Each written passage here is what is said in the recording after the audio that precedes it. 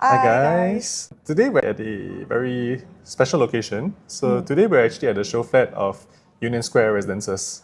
Yeah, we actually thought it'd be quite fun to do a video here.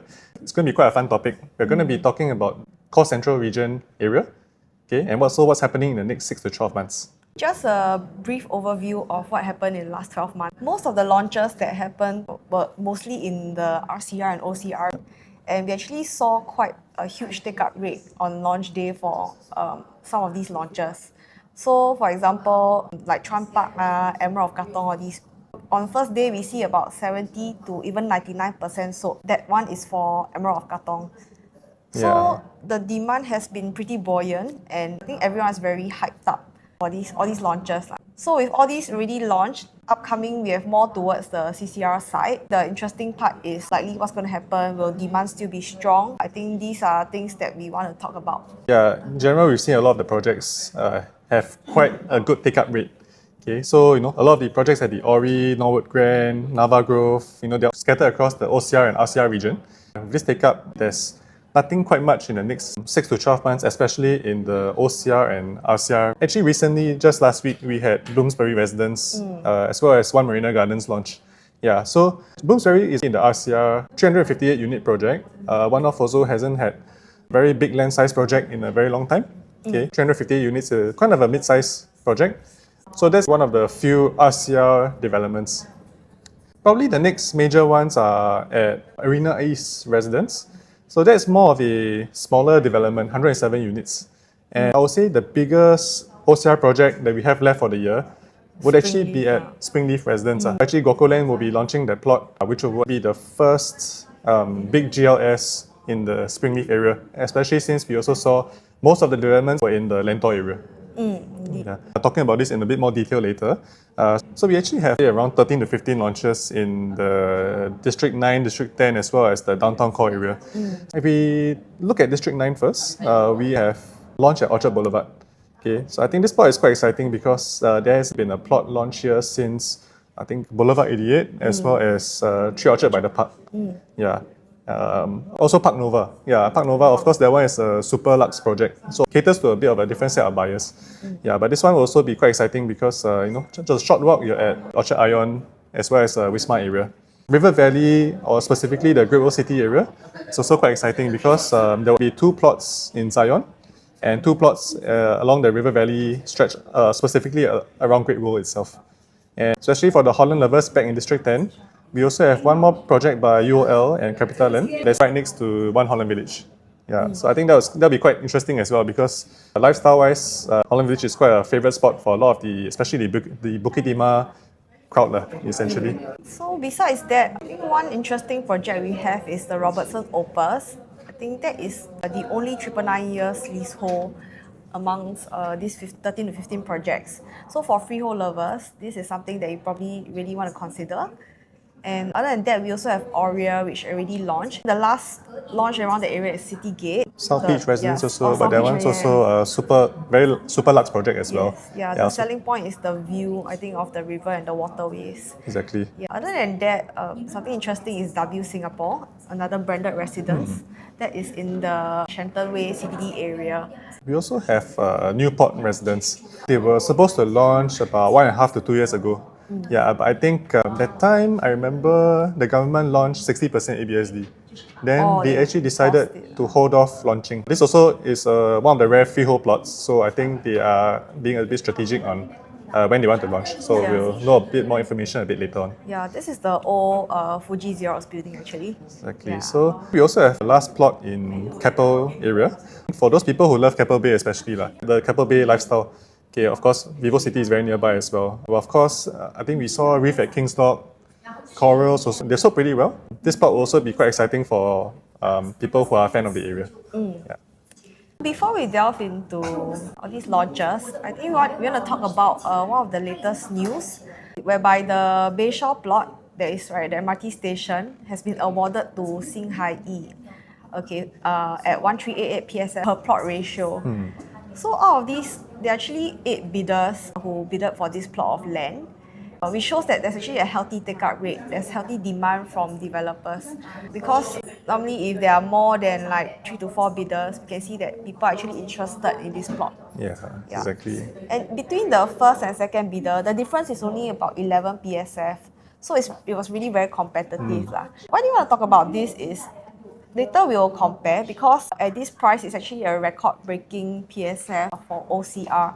So that means in the future they probably have to launch at record-breaking prices as well. Yeah, I think it's quite scary. Right? Most people associate this price point with the prime Katong area, right? Along maybe projects along Tanjung Katong Road, for example. Yep. Yeah, we see areas like the Amber Mayor side especially.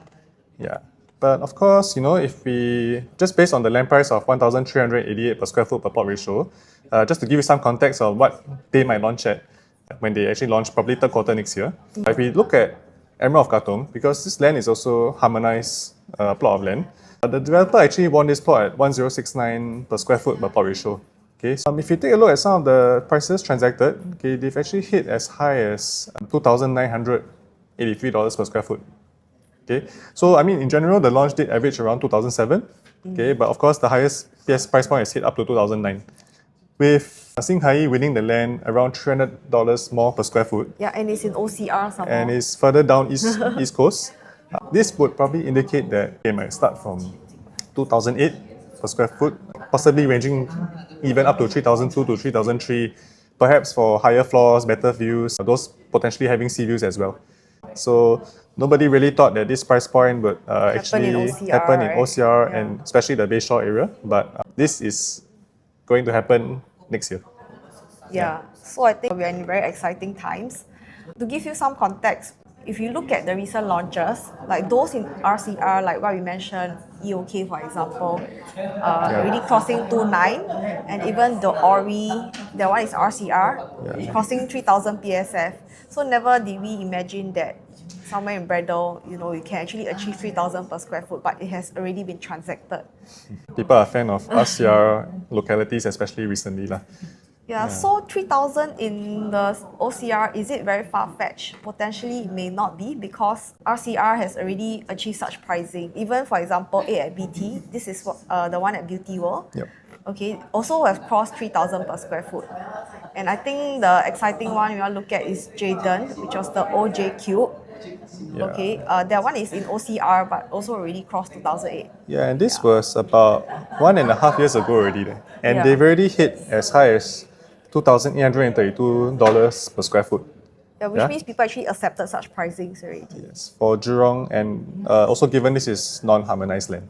Yeah, so I think probably, what people will be asking in the pipeline in the next 6 to 12 months, we actually don't have that many projects in the OCR or RCR, and a lot of them are actually focused on the CCR region. Okay, specifically, let's say if, again, reference the Bayshore land price of 138 per square foot, if we take a further look at maybe the more exciting plots, or rather the ones that a lot of clients are asking us about.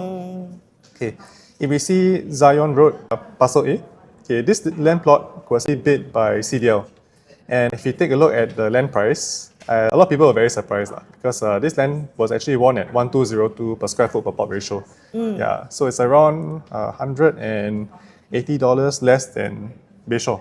Yes. Yeah, land pricing wise. Yeah, even if you look at Parcel B, the highest bid one was at 1,003, also lower than Bayshore. Even for River Valley Parcel A, and also I think Holland Drive, both at 1,325 and 1,285. So actually all these CCR projects bidded for the land and were awarded lower than what Singhai has paid for Bayshore. Yeah. Of course, we're not saying that just because the developers here bid lower, it doesn't necessarily mean that they will also sell lower. Yeah, I think all the developers are probably also monitoring the market, monitoring each other, okay, and monitoring also the land bids, right? So for example, they would have probably seen that Singhai bid this land price over there. Yeah, I think for yourselves as consumers, or even for ourselves, we are also consumers, right? As well as agents. But if next year, third quarter, they actually do launch at Bayshore hitting around 3,000 plus, the developers also will be wondering, what should I price at? Yes. Yeah. So I think it's very exciting because for us consumers, you'll probably be thinking, hey, should I start looking into all these CCR projects that will probably be launching now versus wait for Bayshore, okay, which could potentially be at a higher price Yeah. or similar pricing. Even if it's similar, will it make more sense to then consider the existing upcoming CCR projects? Yeah, so I think for developers, if they're going to launch around the same time, and also we have so many in the CCR, right, will they also be able to think, should I price my pricing more competitively so that they don't lose the buyers to other developments instead? Yeah, so with that, will then consumers be able to stand to gain if they are able to pass such savings to the consumers? Yeah, I think this one we'll only know when the actual launches come. Okay, Yes. and also we have to see the market sentiment at that time. Yeah, it could be another scenario, for example, like what happened at the end of last year, whereby we had 6 launches happening concurrently over a couple of weekends, like Nava Grove, Trump Park, EOK, and all these. Yep. So we see where the market was really hyped up, and that's where they were able to achieve 70, 80, 90 over percent sold on launch day. Yeah, so will a similar scenario happen for the CCR projects also? I think these are some things we are excited to know about as well. Yeah. Yeah.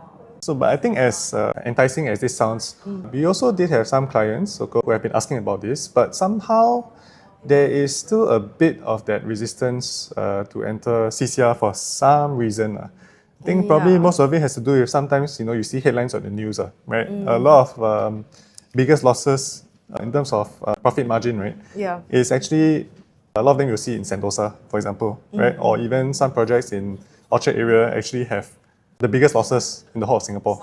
Yeah. Yeah, and I also think traditionally people will associate CCR with high pricing. So to consumers, they may think that the barrier of entry is pretty high. So I think all these we want to address in our next video. So do stay tuned to part 2 of this video, and then we'll share more about that. Yeah. See you in our next video. Bye-bye.